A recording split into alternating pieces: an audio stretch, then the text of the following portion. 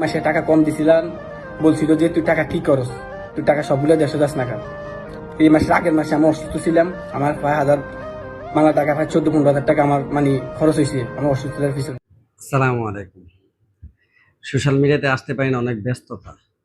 তারপরও social media Facebook ব্যবহার করার সময় একটা ভিডিও আমার সামনে পড়ে। ভিডিওটা আমি ডাউনলোড করছি। অবশ্যই কিছু কিছু অংশ আমি আপনাদেরকে দেখাবো। যে মালয়েশিয়ান প্রবাসী 5.5 বছর প্রবাসে থাকা অবস্থায় দেশে যাওয়ার জন্য টিকিট কেটে ফ্যামিলিকে চমক দেওয়ার একটা পরিকল্পনা সে নিয়েছিল। সে যে নিজেই চমক হয়ে যাবে সে সেটা বুঝতে পারে নাই। 5.5 বছর প্রবাসে থাকা মালয়েশিয়ান প্রবাসে থাকা অবস্থায় দেশে যাওয়ার জন্য যখন বাবাকে কল দিই যে আমি 1 মাসের জন্য, শুধু 1 মাসের জন্য টিকিট কেটে আমি দেশে আসতেছি, আপনি গাড়ি একটা রেডি করুন। বাবা সন্তানকে গালি মারছে। গালি দিয়ে যে তুই একটা খারাপ একটা গালি দিছে যে তুই দেশে এসে কি করবি। কি গালিটা দিছে প্রকাশ উনি করেন নাই, কিন্তু কি গালি দিতে পারে এটা আমরা জানি। তারপরে যে প্রবাসীকে তার বাবা যে এত বছর থেকে তুই কি করছস, তুই তো কিচ্ছুই করতে পারছিস না, দেশে এসে করবি কি। ফ্যামিলির সকলেই তার বিরুদ্ধে গিয়ে তাকে গালিগালাজ থেকে ধরে যা আছে তা করবে। ছিঁড়ে ফেলতেছি, আমার কষ্ট হয়তো বা কেউ বুঝবে না, আর বুঝার দরকারও নাই। কিন্তু তার পুরো ভিডিওটা দেখে, প্রায় 4 মিনিটের কাছাকাছি ভিডিওটা দেখে বুঝতে পারলাম যে তার ভাইকে একটা সৌদি আরবে নিছে, 2 বোনকে বিবাহ দিছে, একতলা একটা বিল্ডিং করছে, এখন দেশে যাবে। বয়সও প্রায় 25-26 হয়ে গেছে, 27 হয়ে গেছে, দেশে যাবে। দেশে যাওয়ার কথা শুনে যেমন তাদের উপর আসমান ভেঙে পড়ছে ফ্যামিলির উপর। ওই জন্যই বললাম, প্রবাসীদেরকে বলি, আমি সবসময় একটা কথা বলি, ভাই আবেগ ভালো, অতি আবেগ ভালো না। কথা বুঝতে পারছেন? এখনো যারা শুধরাইতেছেন না, একটা সময়ের জন্য আপনি অপেক্ষা করুন। আবেগ ভালো, ইসলামের বিরোধিতা যায় না, ইসলাম যেভাবে বলছে সেভাবেই করেন, দেখবেন আপনার জন্য জান্নাত। ইসলামের দিকে বাড়ানোর চেষ্টা করেন না। আল্লাহ এবং আল্লাহ রাসূল যে তরিকা আমাদেরকে দিছে, এই তরিকা মতে চলেন, দেখবেন আপনার জন্য দুনিয়াটা খুবই সহজ হয়ে যাবে। কিন্তু ভিডিওটা দেখে আমার অন্তরে খুব আঘাতপ্রাপ্ত আমি হয়েছি, খুব কষ্ট পেয়েছি। আসলে একটা প্রবাসী কখনোই তার ফ্যামিলি থেকে এরকম বাসা বা এরকম কোনো কিছু আশা করে না। হইতে পারতো সে 1 মাসের জন্য, 1 মাস তো একটা মেহমান, মানে 30 দিন কখন চলে যায় দেশে গেলে একটা প্রবাসী সে বলতেও পারে না।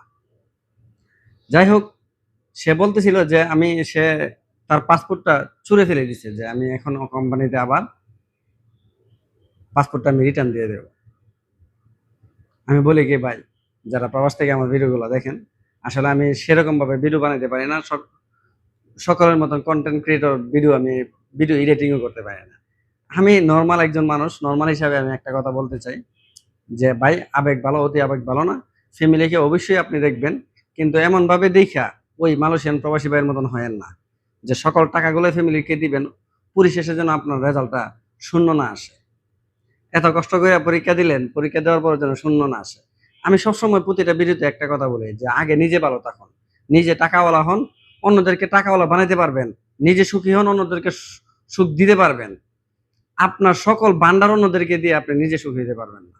একটা কথা বলে দিলাম, আপনার দুর্বলতা যদি থেকে থাকে কোনো দিকে তাহলে কেউ আপনাকে পছন্দ করবে না। এই মালয়েশিয়ান প্রবাসী ভাইকে তার কথাই যে বোঝা গেছে, মা বা ভাই বোন কেউ নাই তার পাশে, সকলেই তাকে গালি দিচ্ছে, সকলেই তাকে কেন দেশে আসবে, দেশে এসে করবেটা কি, খাবে কি। 5 বছর 6 বছর প্রবাসে থাকার পরে যদি কোনো ফ্যামিলি এই ধরনের কথা বলে, বা মনে করেন যে সে 1 টাকাও দেয় নাই প্রবাসে, কিন্তু তারা কিন্তু মা বাবা ছিল, তারা কিন্তু ভাই ছিল, তারা কিন্তু বোন ছিল, যে 5 বছর 6 বছর পর্যন্ত সে প্রবাসে থেকে কোনো কিছু করতে পারে নাই। কিন্তু তাকে কমপক্ষে আমাদের দেখার প্রয়োজন। এই মন মানসিকতা এখন বর্তমানে জমানার মধ্যে নাই, জমানা এখন আখিরি জমানা হয়ে গেছে। সকলকে একটা কথাই বলবো যে ভাই সচেতন হন, নিজে টাকাওয়ালা হন। আমি বারবার একটা কথা বলি যে দেখেন, বুক ভর্তি ভালোবাসার থেকে পকেট ভর্তি টাকার অনেক মূল্য রে ভাই, পকেট ভর্তি টাকার অনেক মূল্য। তো ওই জন্য বলবো যে নিজে আগে শক্ত হন, শক্ত হয়ে প্রতিটা প্রবাসীদেরকে বলবো নিজে শক্ত হয়ে, ইনশাআল্লাহ দেখবেন যে আপনার আশেপাশে প্রতিটা লোকই শক্ত হয়ে দাঁড়াবে, আপনাকে ধরবে। যদি আপনি দুর্বল হন, আপনাকে ধরবে না কেউ। আপনিই দেখেন যে যদি বৃষ্টি ভেজা একটা কোনো জায়গাতে আপনি চলেন না, আপনি খুব দুর্বল হয়ে হাঁটেন, এরকম না। নিজেকে আগে শক্ত করুন। ভিডিওটা ভালো লাগলে অবশ্যই সাথে থাকবেন। আসসালামু আলাইকুম।